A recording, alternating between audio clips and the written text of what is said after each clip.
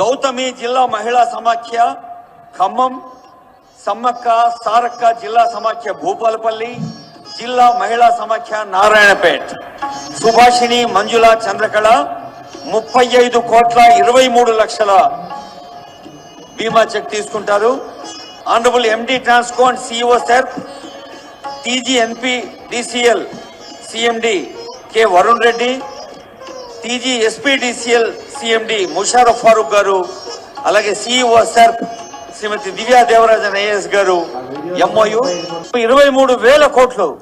దీని తర్వాత ప్రమాద బీమాకు 45 కోట్లు. అంటే ముఖ్యమంత్రి ఇచ్చే చెక్కులు డమ్మి చెక్కులు అయిపోయినాయి. వరంగల్ ఇచ్చిన చెక్కే మళ్ళీ ఇచ్చింది ఇప్పుడు హైదరాబాద్. అంటే నువ్వు ఎంత మహిళల్ని మోసం చేస్తున్నావు సీఎం గారు? అంటే ఇంతకంటే దివాలా కోరు దిక్కుమాలిన రాజకీయం ఒకటి ఉంటుందా? ఒక ముఖ్యమంత్రి స్థాయిలో ఇచ్చిన చెక్కులు పాస్ కాకపోతే ఆ ప్రభుత్వానికి, ఆ ముఖ్యమంత్రికి ఏమైనా గౌరవం ఉంటుందా అని నేను అడుగుతా ఉన్నా రేవంత్ రెడ్డిని. అంటే ఎవరికి ఏం తెలియదు, నేను ఏం చెప్తే అదే వేదం అనుకుంటుండే ఆయన. సమాజం ఉంటుంది కదా, నేను గమనిస్తుంది కదా, నిన్ను కూడా ప్రశ్నించే వాళ్ళు ఉంటారు కదా. ప్రతిపక్షంగా మా బాధ్యత ఏంది?